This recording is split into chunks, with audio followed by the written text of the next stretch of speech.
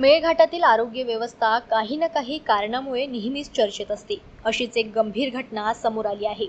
बाल आणि माता मृत्यूच्या घटनेमुळे नेहमीच चर्चेत राहणाऱ्या मेळघाटाच्या आरोग्य विभागाचा गलाथान कारभार पुन्हा एकदा चव्हाट्यावर आला आहे. दहेंद्री या गावातील एका गर्भवती महिलेला वेळीच रुग्णवाहिका उपलब्ध न झाल्याने तिची घरीच प्रसूती झाली. यामध्ये तिच्या बाळाचा मृत्यू झाला. तर प्रसूतीमध्ये प्रकृती बिघडलेल्या त्या 20 वर्षीय माताचे देखील इरविनच्या आयसीयू विभागात उपचारादरम्यान मृत्यू झाला आहे. या घटनेने मेळघाटातील आरोग्याच्या सुविधांवर पुन्हा एकदा प्रश्नचिन्ह निर्माण झाले आहे.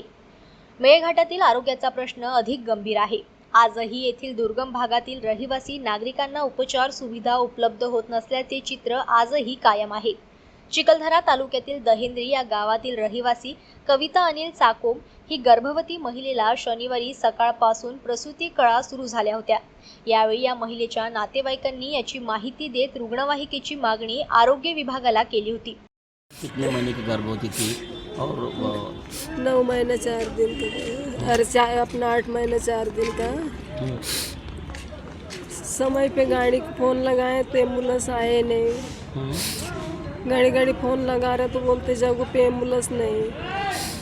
फिर हमने गांव की गाड़ी करी, बाजार तरफ से गाड़ी आई तो गांव की गाड़ी करी। आंगनवाड़ी बाई ने क्या बोले कि गाड़ी अपने गांव की करो, बोले एम्बुलेंस नहीं है। तो मैंने बोला ठीक है, पेशेंट को मुझे तकलीफ़ ज़्यादा हो रहा है। ऐसे करके हम गांव की गाड़ी से चूरने ले गए। चूरने ले गए तो वहाँ पे उनने इलाज शुरू की और फिर बोले कि तुम अचलपुर रेफर है बोले। तो हमने बोला ठीक है भाई, हमारे पेशेंट को कुछ होना नहीं चाहिए।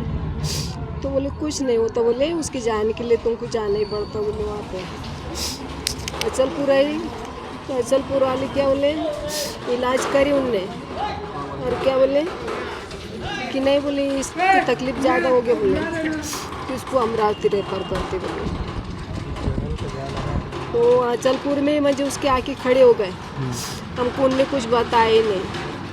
हम बोल रहे कि पेशेंट कैसी है, तो डॉक्टर क्या बोले तुम्हारी किस्मत है बोले, पेशेंट तो ऐसे चांस नहीं दे रहा बोले, तुमको ऐसा कुछ बचने को उम्मीद नहीं दे रहा बोले, पर तुमको जाना पड़ता बोले। अगर तुम्हारे किस्मत से वहाँ पे इलाज के हिसाब से अगर पेशेंट बच गया तो तुम्हारी किस्मत है बोले। ऐसे दहेंद्री का अनिल गोमा साकोम हूँ। कल दोपहर 2 बजे से मेरा घरवाली थोड़ा पेट का मतलब गड़बड़ चालू था उसका। 9वां महीना चालू हो गया था उसका, तो डिलीवरी हुआ उसका, लेकिन बच्चा कुछ बचा नहीं। एम्बुलेंस को फ़ोन किया हमने तो एम्बुलेंस आया नहीं टाइम पे, 2-3 घंटा लेट हो जाएगा बोले, इसलिए उनने कुछ गाड़ी भेजा नहीं। तो मैंने स्पेशल गाड़ी अपना गांव का प्राइवेट वाला वो करके मैं चूरनी लेके गया और मतलब डिलीवरी तो घर पे ही हो गया, बच्चा कुछ बचा नहीं उसका।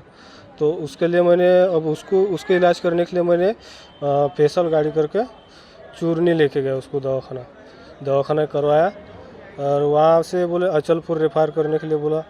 तो अचलपुर रेफर किया तो वहाँ पे भी उसने वहाँ जाते तक का तो बातचीत किया हमारे साथ में। वहाँ जाने के बाद में तो उसने दम तोड़ दिया। तो उसके बाद में उसका ये डेट हो गया था, लेकिन उनने क्या बोला कि अभी है वो, उसका धड़कन चालू है, तो तुम बोले अमरावती लेके जाओ बोले उसको। तो मैंने बोला ठीक है। फिर भी उनको बोला मैंने कि नहीं अभी देखो तुम अच्छे से, मैंने बोले एक बार उसके बाद में बताओ। तो वो बोले नहीं, बोले अमरावती जाना ही पड़ता बोले। तो रुग्णवाहिका येण्यास 3 ते 4 तासांचा वेळ लागणार असल्याचे त्यांना सांगण्यात आले. अखेर या महिलेची घरीच प्रसूती झाली, परंतु यामध्ये तिचे बाळ मृत जन्माला आले. या प्रसूतीनंतर कविताची प्रकृती बिघडत असल्याने तिला लगेच खासगी वाहनाने चुरणी येथील ग्रामीण रुग्णालयात आणण्यात आले, परंतु तिची प्रकृती जास्तच बिघडत असल्याने तिला तेथून अचलपूर उपजिल्हा रुग्णालयात रेफर करण्यात आले. परंतु कविता उपचाराला प्रतिसाद देत नसल्याचे पाहून येथूनही तिला जिल्हा सामान्य रुग्णालय येथे रेफर करण्यात आले.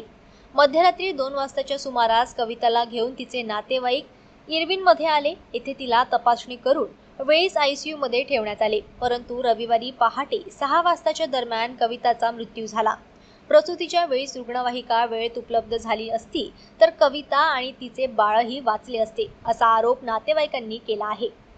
पत्नीला प्रसूती कळा सुरू झाल्यानंतर रुग्णवाहिकेसाठी कॉल केला होता, परंतु रुग्णवाहिका मिळाली नाही. त्यामुळे घरीच प्रसूती झाली. त्यानंतर पत्नीलाही न्यायालयात रुग्णवाहिका मिळाली नसल्याने खासगी वाहनाने तिला चुरणी येथे नेले होते, परंतु तेथून अचलपूर नंतर अमरावती रेफर करण्यात सांगितले. जर वेळीच रुग्णवाहिका उपलब्ध झाली असती तर कदाचित माझी पत्नी आणि बाळाचाही जीव वाचला असता. जनमत लाईव्ह न्यूजसाठी चिखलदरामधून प्रशांत पडोले यांची रिपोर्ट.